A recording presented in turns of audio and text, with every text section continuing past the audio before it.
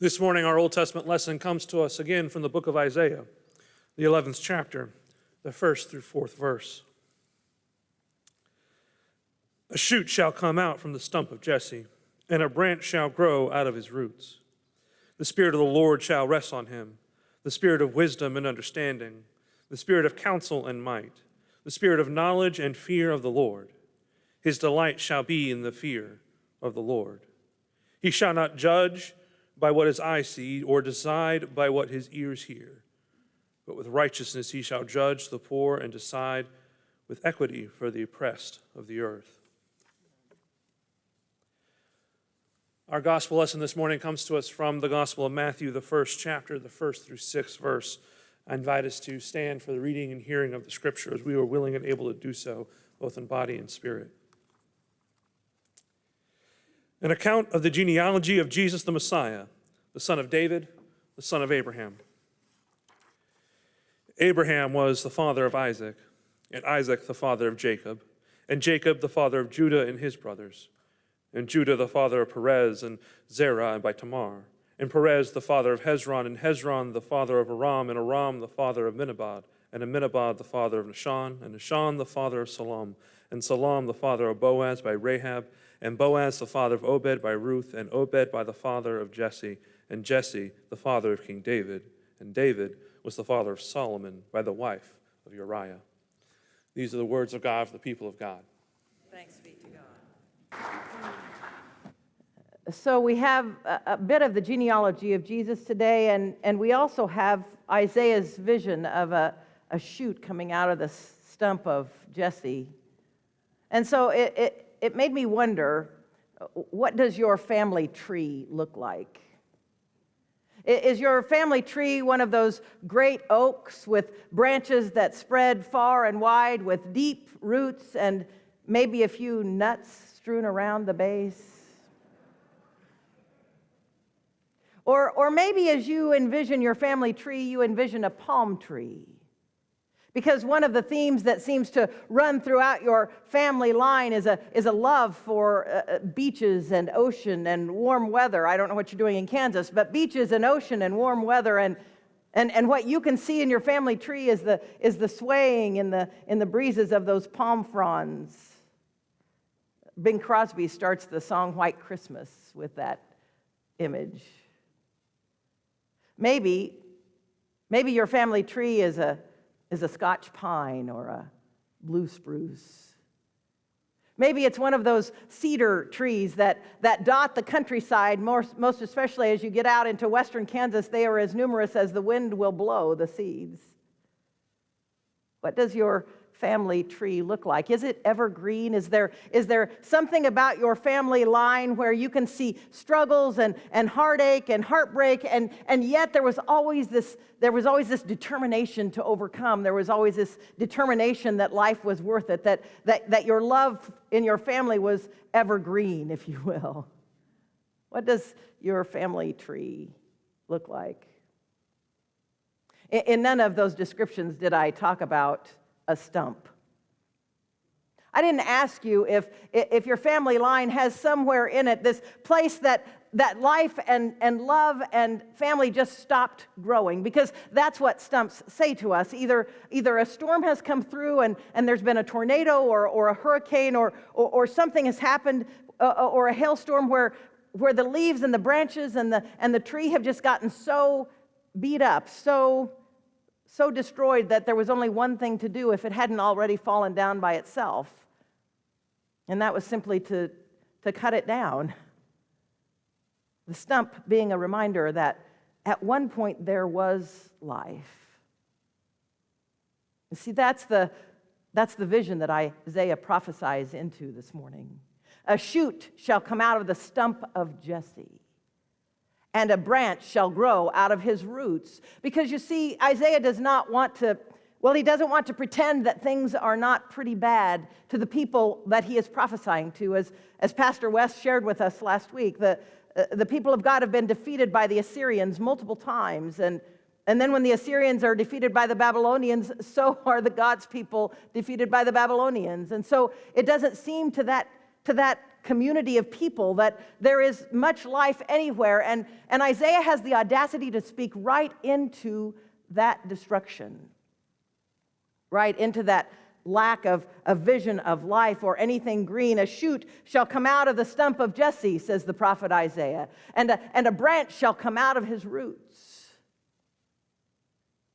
And it's not logical and it's not reasonable, but what we know is very often things that grow are first placed deep in the darkness of the ground. In a place perhaps where there is more protection than the storms that take place on the surface level. But make no mistake that when that seed is planted, when those roots begin to spread, there is a strength there, a strength of life that sometimes not even a dead stump can keep from bringing forth. I'm gonna guess that you've made your plans for how you're going to celebrate Christmas this year. Maybe some of you are going to go over the river and through the woods to grandmother's house you'll go. Or maybe some of you are that grandmother, and your kids are coming over the river and through the woods to your house they'll go. Maybe everybody lives in the area and it's the in-laws' turn to have them, your beloved grandchildren or great-grandchildren, and you are so generous not to be bitter and resentful that it's the in-laws' turn to have Christmas Eve or Christmas Day. Or maybe it's your year and you feel most favored by God. Or maybe if everybody is in the area, those kids and grandkids and great-grandkids will make a procession to everyone's house before Christmas Eve and Christmas Day is over.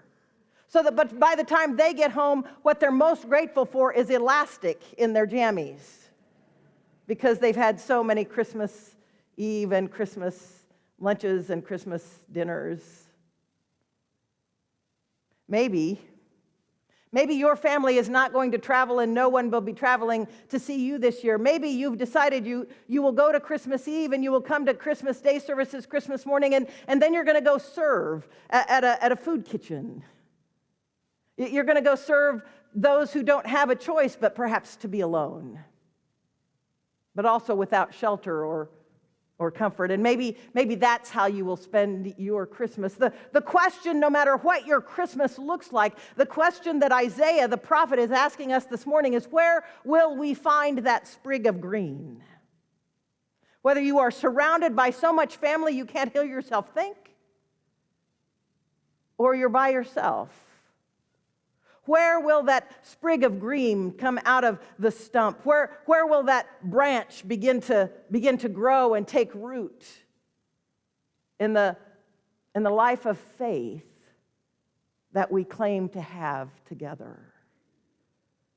A faith that does not always make reasonable sense, a faith that does not always work by the kind of logic that the world has, a kind of faith that goes deeper than whether or not we got the right Christmas present for the right person, whether or not we see the right look on their faces. When I was home for Thanksgiving, and my great-nephews have grown, as you know, and I think it was my niece-in-law said, or maybe it was my mom who said, Tayton, that's my youngest great-nephew who's now in 7th grade, do you remember the year your Aunt Nan brought you K-State stuff? And he looked kind of down at the floor and he goes, yes. He was so disappointed that he threw it back at me. And Angela, his mom, is like, we don't remember that. We don't remember that. We don't want to remember that. He was so mad because he, for some reason, had gotten caught up in the whole crimson and blue bird that doesn't fly thing.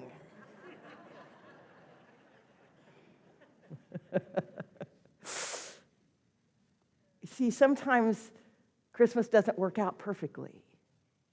No matter how we plan or how we think that we have just figured out the right thing at the right time, and it doesn't work out. And the question is, as people of faith, is there a rooted system to our faith that a branch can still grow, a sprig of life can still come? Did you hear the genealogy of Jesus? I don't know why Matthew starts the gospel with that. Luke knows better. Luke starts with Elizabeth and Zechariah and how miraculously Elizabeth's going to give birth, and it will be the one who will prepare the way for the Messiah. That's the way to start a gospel. Matthew starts with just genealogy, and because I didn't want to do too much clergy hazing, I didn't ask Pastor West to read all 18 verses of who begat, who begat, who begat, who begat who. Just the first 6. And did you hear verses 5 and 6? And Salmon was the father of Boaz by Rahab, and Boaz the father of Obed by Ruth, and Obed the father of Jesse, and Jesse the father of King David by the wife of Uriah. Did you hear the word Jesse? The prophet Isaiah says a shoot will come out of the stump of Jesse. Do you see the diminishing degrees of separation between 300 years to 400 years before the birth of Jesus, and now Matthew claiming that in his genealogy, giving this lineage that leads up to the Messiah through Salmon and Boaz and Obed and Jesse, and King David leading up to the Messiah. Jesse, a shoot shall come out of the stump of Jesse, and a branch shall grow out of his roots. And what does he say in description of that branch? The Spirit of the Lord shall rest upon him, the Spirit of wisdom and understanding, the Spirit of counsel and might, the Spirit of knowledge and the fear of the Lord. The fear of the Lord shall be his delight. And he shall not judge by what his eyes see or what his ears hear, but with righteousness he shall judge the poor of the earth and decide with equity for the meek. Now see if this sounds familiar. Blessed are the poor in spirit, for theirs will be the kingdom of God. Blessed are those who mourn, for they will be comforted. Blessed are the meek, for they shall inherit the earth. What does the Spirit that Isaiah says will come? With equity he shall decide for the meek of the earth. Blessed are the meek, for they shall inherit the earth.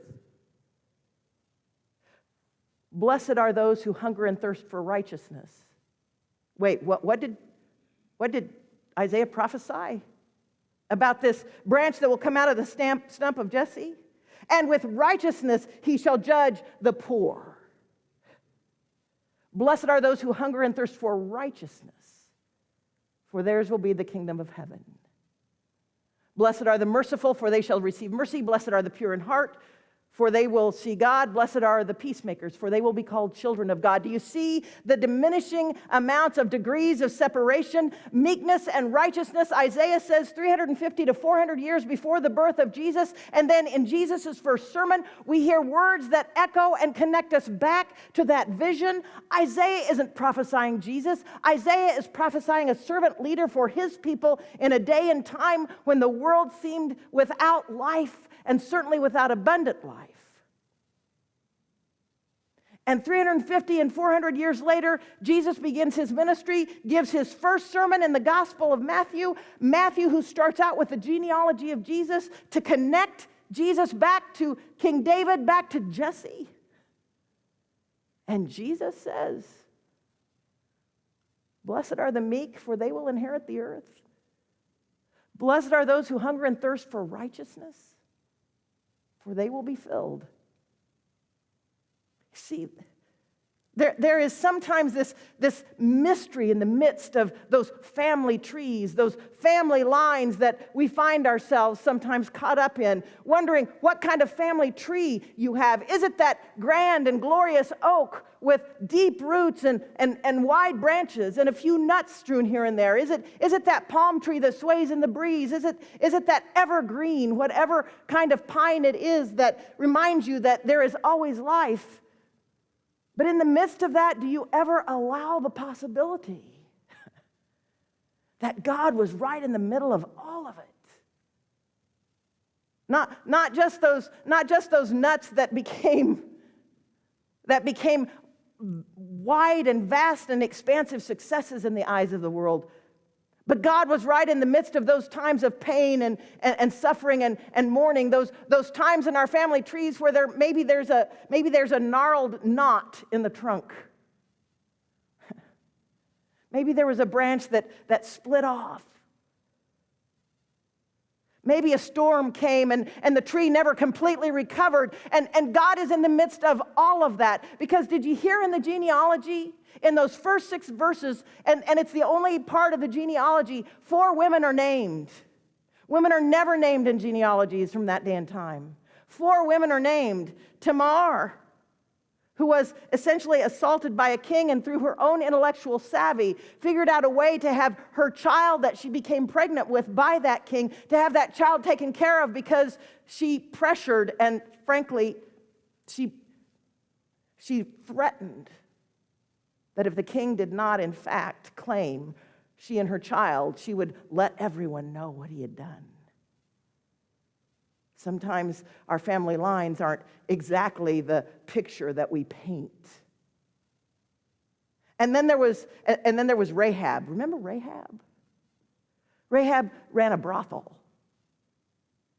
Rahab was the one who saved the spies who came in to see if the promised land was able to be overtaken by God's people. And when the soldiers came because they heard that there were 2 Israelite spies in their midst, Rahab said, "Oh, they went that way. Oh, they went that way. Oh, they went that way." And she had hid them on her roof in the stalks.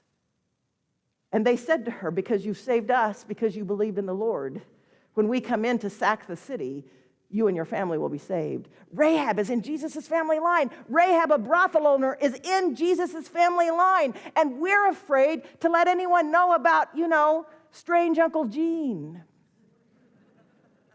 You think I'm making that up? I had an Uncle Gene. And he just would get in his car, and my dad can tell stories. He would just get in his car and drive all over the state of Kansas looking for family members and just drop by. And Mom would say, "Lewis, go outside, Uncle Gene's here." Because Uncle Gene would talk for a long, long, long time. I know you all have an Uncle Gene in your family tree.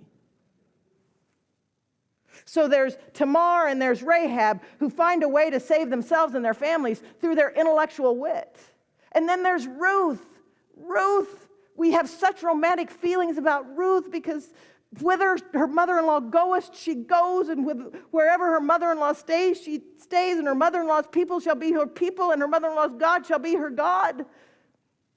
And may the Lord deal well with her, and even double if she does not die where her mother-in-law dies and there be buried. We feel so good about Ruth, sometimes she even comes to weddings to make her presence known. But friends, she was a Moabite. She was an illegal, undocumented immigrant who crossed the border with her mother-in-law.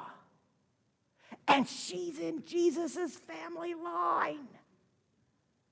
She's neither Israelite nor Jewish. And then there's the wife of Uriah that sort of sticks out like a sore thumb. Couldn't the genealogist just have said Bathsheba? Because then we wouldn't really have to remember that she was someone else's wife when David took her, and then she got pregnant, and so David had her husband killed. See, why should we have to know? Why should we have to remember those places in our family line that aren't pure as the driven snow? Friends, snow is not purely driven. If you want to eat snow, we make sure it's not yellow, right? But do you think snow falling through our atmosphere is clean, even if it's not yellow? It is not. None of us are as pure as the driven snow. So why do we pretend? Why do we put this perfection around us and our families so that we can never live up to those expectations? I know you have the picture of the kind of Christmas you want to have with your family. I've seen it on the Hallmark Channel. I have seen it on the Lifetime Channel.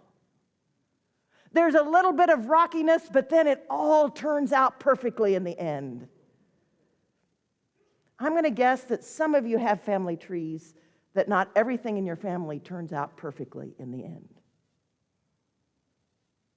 Does that mean we stop loving?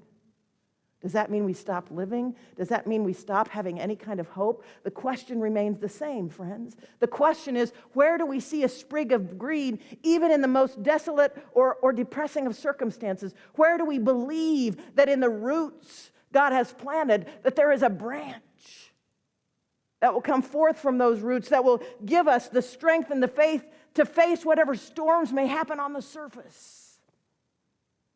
So that's my challenge for you and for me on this second Sunday of Advent, when we still have time to prepare our spirits and our minds and our hearts.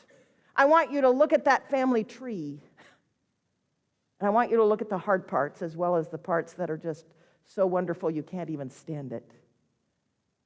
And I want you to recognize that what God asks of us is not that we be perfect, but God asks that we allow God to be in the midst of that which is imperfect. And I want you to see the other little trees that are growing around. You know those I forget what they call them, suckers? Do they call them suckers? I think that's a horrible word. The little sucker trees, they're just trying to feed off of the big tree. There are other trees in the forest of your family tree, your biological family tree. Sometimes we call them families of choice. My guess is there are people in your life that have visited upon you the spirit of wisdom and understanding, the spirit of counsel and of courage, the spirit of understanding and the fear of the Lord. Friends, our family trees are diverse, and I hope you have a forest of them. And I hope in the midst of that forest you can look at the good times and the bad times and say, in all times, there has always been hope because God has been present in the midst of all of it. Because if God is present, friends, then there is the promise of peace. Amen.